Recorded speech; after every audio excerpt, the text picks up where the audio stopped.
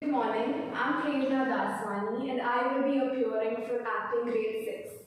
I will be performing two contrasting play extracts from memory today. So the first monologue that I will be performing is taken from The Merchant of Venice, Act 2, Scene 2, which was written in the late 16th century by William Shakespeare. This play, like most of the other plays written in the transition period of the Renaissance to the new classical era, are set in Italy. Shakespeare has well used classical settings or Italian settings for most of his plays. This particular play revolves around Antonio, a merchant in Venice, who signs a bond with a Jewish money lender named Shylock on behalf of his friend Bassanio so that he could travel to Belmont in order to win the heiress, Portia's hand in marriage. In this monologue, Launcelot Gobbo, Shylock's servant, is perplexed on whether he should stay and work for his cruel master Shylock or flee. This scene revolves around the themes of uncertainty and indecisiveness, as portrayed by the character of Launcelot Gobbo.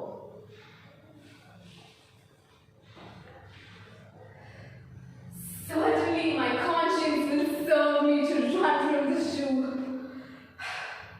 My master, the fiend, is at my elbow and tempts me, saying to me, Gobbo, Launcelot Gobbo, good Launcelot, or good Gobbo, or good Launcelot Gobbo. Use your legs, take the start, run away. Well, my conscience says, no. Take heed, honest Launcelot, take heed, honest Gobbo. Or if I said, honest Launcelot Gobbo, do not run, scorn running with thy heels. Well, the most courageous fiend bids me back. We are, says the fiend. Away, says the fiend. For heaven's rouse up your brave mind, says the fiend. And run. Well, my conscience hanging about the neck of my heart says very wisely to me, my honest friend Launcelot, being an honest man's son, or rather an honest woman's son, for indeed my father did something brutal. He had kind of taste. Well, my conscience says, Launcelot, budge not. Budge! Says the fiend. Budge not, says my conscience. Conscience, say I, you counsel well. Fiend, say I, you counsel well. To be ruled by my conscience, I should stay with the Jew, my master, who, God bless the mark, is kind of a devil. But to run away from the Jew, I should be ruled by the fiend who, save your reference, is the devil himself. Certainly, the Jew is the very devil incarnate. And in my conscience is but a kind of a hard conscience to offer to counsel me to stay with the Jew.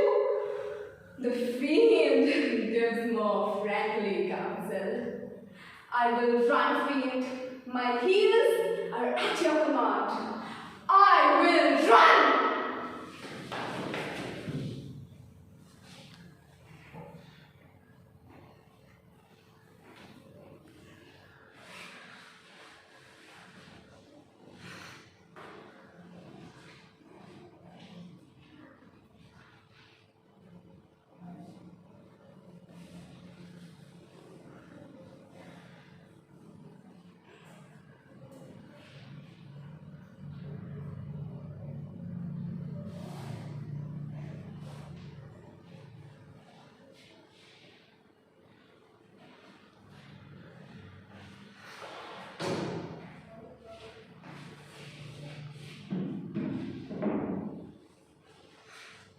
The contrasting monologue that I will be performing is taken from the one-act play, Much Madness, which was written by Liam Larson in the year 1992. This play explores the mind of a teenager named Janie, who is a patient at a mental ward. She meets Dr. Reed, a clinical psychologist who attempts to help her. In this scene, she meets Dr. Reed for the first time in his office and begins to unveil her trauma, while at the same time shuns away Dr. Reed. We later learn that her parents are no more, and she has developed a complex due to that. This monologue delves on the themes of abandonment, mental and physical trauma, and psychological illness, which contrasts with the themes of the previous monologue that were uncertainty and indecisiveness.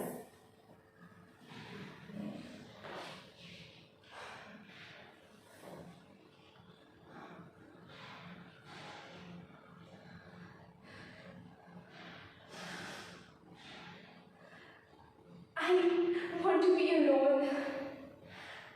I can't be around other people. I get really scared. I almost feel like I can't breathe. I just need to be alone, doctor. You don't really care. You're simply doing your job. Once I'm better, you'll be through with me and then it's on to the next person. You're just like everyone else.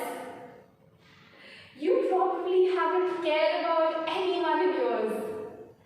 That would be unprofessional and a burden you don't need for yourself.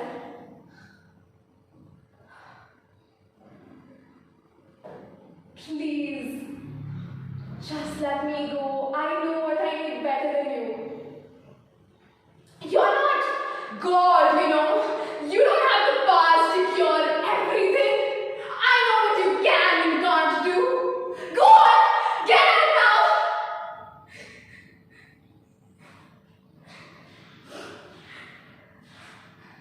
No one really cares, do they? You think you can help me? Change me? People should only fix what's broken. I said I don't want to talk anymore. Leave me alone. I don't have to tell you anything. I'm not a little kid.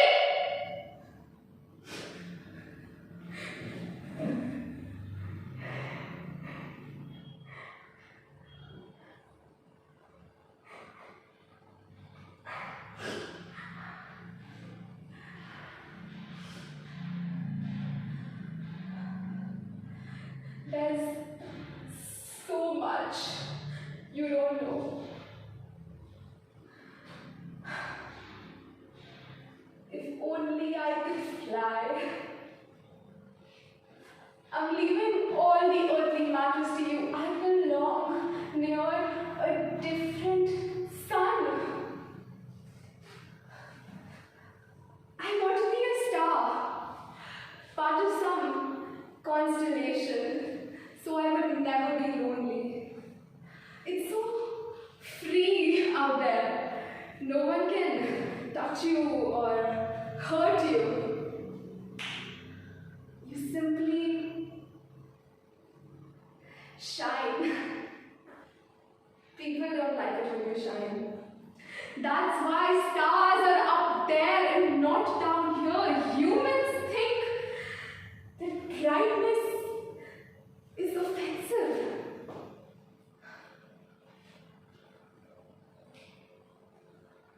My mother is a star now. She always seemed like one to me, but stars don't like it very well when they can't be stars anymore. So they fade away, never shining again. I want to be a star. Stars have meaning.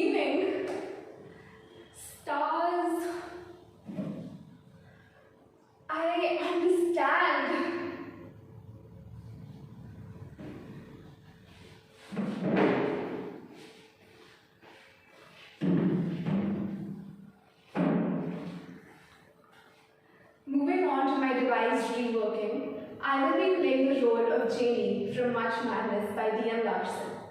In the play, Janie disappears from the mental ward, oblivious to Dr. Reed and the rest of the staff. In this scene, she has run away from the ward with no place to go and finds herself at the edge of a tall building on the verge of giving up. She then has a change of heart.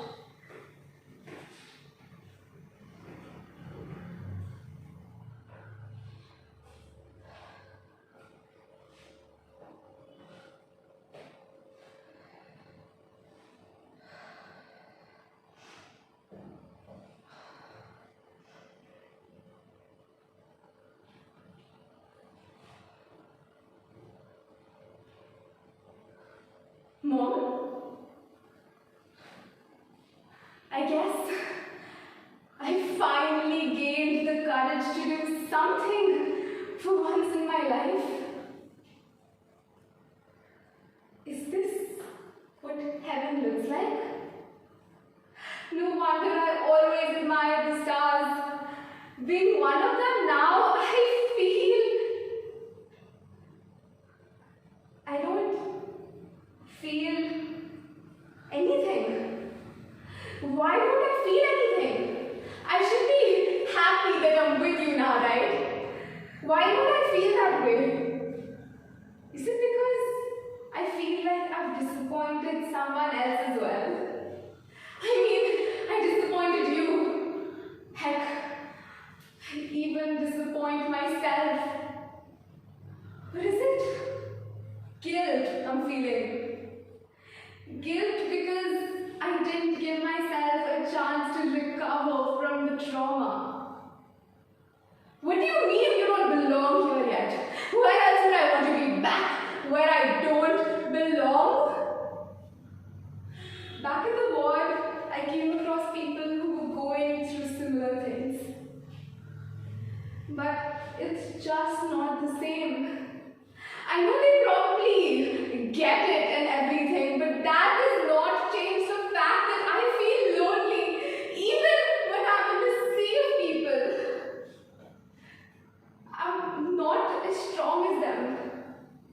They have it in them to get through with it, but I don't. That's why they're there and I'm here. I had to escape. Sure, some mornings when I woke up, I felt the only therapy I needed was the sunrise or the birds chirping. The music room was my escape. The soothing sound of the guitar just made me feel light, you know. And some nights I would sneak out and go lie down on the balcony and just stare at the stars and envy them. But now that I think of it, I felt more at peace admiring them.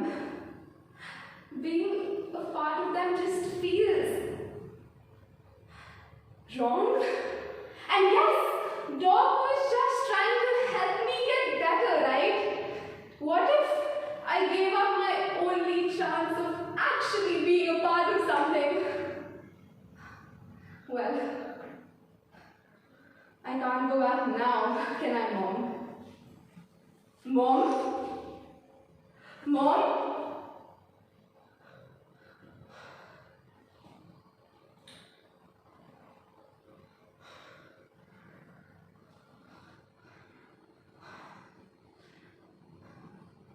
Wait a minute. Was I hallucinating?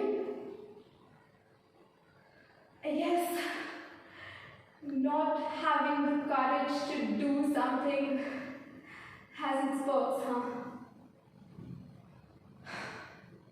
I need to go back to the ward.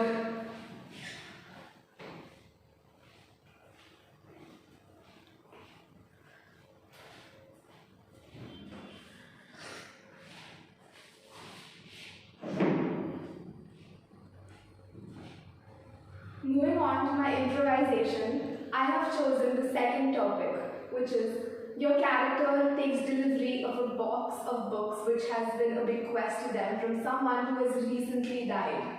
When they open the box, they find a letter which was written to them but never sent. What does it say?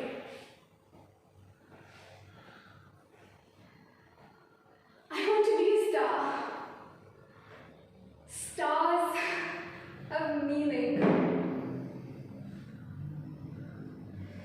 Stars. I understand. No, Dr. Reed, I don't want to hear it. A box. You think a box is going to...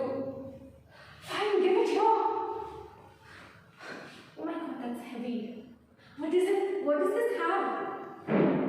Fine, I'll open it.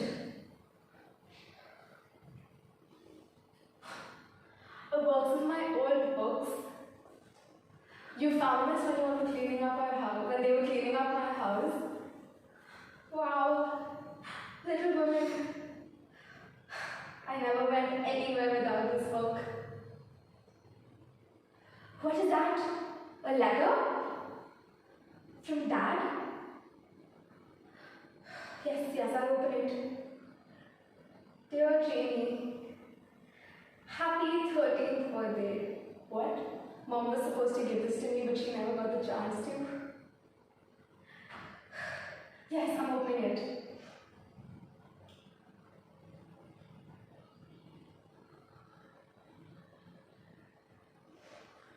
Dear Jamie, happy 13th birthday. I know that by the time you'll be reading this, I'll be long gone. And as I write this to you from my deathbed, I feel the need to apologize to you for not being there.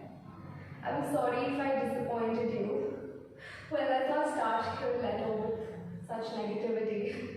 But I know that as you're reading this, you'll be a beautiful young woman. And I just want you to know that however you turn out to be, I am proud of you.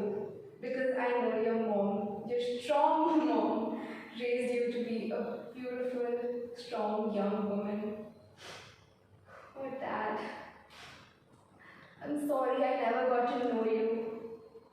And I'm sorry I wasn't there for the big moments. I'm sorry I missed every birthday, and I'm sorry I'm going to miss the rest of your birthdays. But just know that I will be watching over you from wherever I am, the better place that I am at now. I will be watching over you, my dear Jamie, and I will love you forever and ever, even after I take my last breath. Oh, Dad. I miss you so much, although I never knew you. I hope your mom took you, I hope your mom dropped you to school every day and helped you with your math homework and taught you how to ride the bike and all the things that I was supposed to do. Because I'm sure she did. And I'm sure she's sitting right next to you while you read this, holding your hand, and as tears fall down your cheeks. Just know that I am right next to her, and I will always be by your side, and I will love you forever and ever. I love you, my little Jamie. Yours forever, Dad. Oh, Dad, I miss you so much.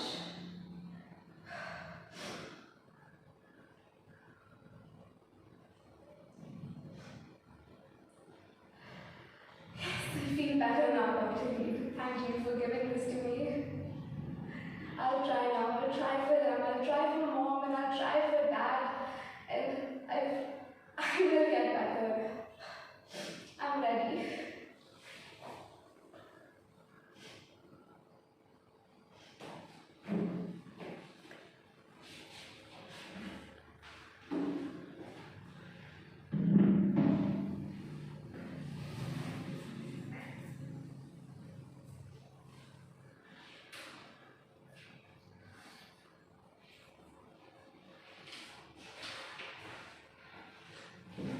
Moving on to the reflection task, I will be answering 4 questions. The first question is, which of the performed pieces or demonstrations did you find the most challenging and why? So all of my pieces and demonstrations for that matter were very challenging. They came with their own fair set of difficulties, but for me personally, the one I found most challenging was my second monologue, that was Jamie's character, because I have never actually played a character of such intensity as Jamie before. Usually I play and even choose light-hearted and humorous characters because I feel like I'm good with that. But this time I decided to get out of my comfort zone and try something new, try to play a different character. And I had to switch between emotions and get into the mindset of a patient who is at a mental ward going through so many different emotions all at once. And I think that's why portraying Jamie was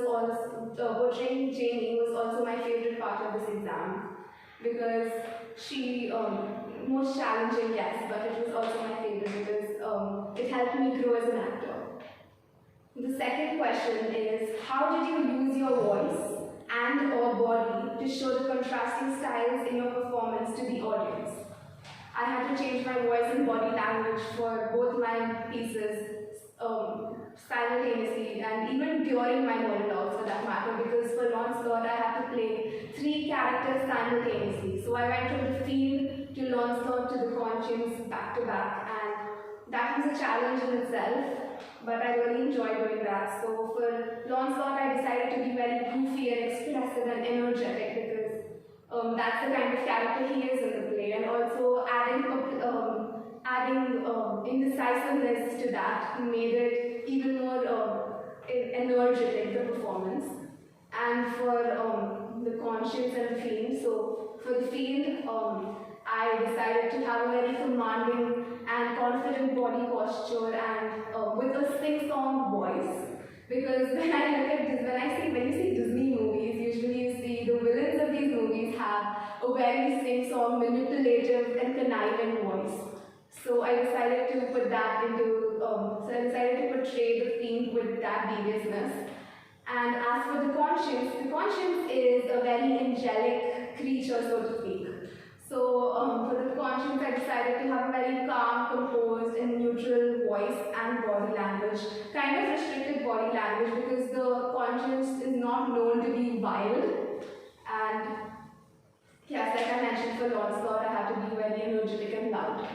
And as for Jamie's character, I had to portray several emotions in the span of those few minutes in my monologue. I went from nervousness to anger to tears, and then again anger, and then finally to helplessness. So throughout most of my performance, I had a very restricted body posture and a shrill voice, a low and shrill voice, although I still had to be audible to my audience. And so that's what I decided to do for Jamie with my voice, and for my body posture, very restricted. And when I got angry in those certain parts, I became unaware of my body posture, so it was a little more confident and my voice went low. And that's how I decided to portray and switch between my characters. For the third question is, choose one of your extracts. How does it fit into the overall story or plot arc of the piece? For this, I'd like to choose the character of Lancelot because without Lancelot, the Merchant of Venice would have been a very monotonous and boring play. And although Lancelot is not one of the main characters, he is a very important character because without him, the bond theory would not exist. The bond theory is basically a bond signed between that Antonio and Shylock signed. So basically what Lancelot did was he played the double agent and he spied on Shylock and reported back to Antonio and Bassanio on the happenings related to the bond theory. And also he provides the comedic element, the much needed comedic element to the play. And without him, like I mentioned earlier, the play would be really boring and monotonous. The next question, the fourth question is, how did you decide on your staging for one of your performed pieces? What other options did you try?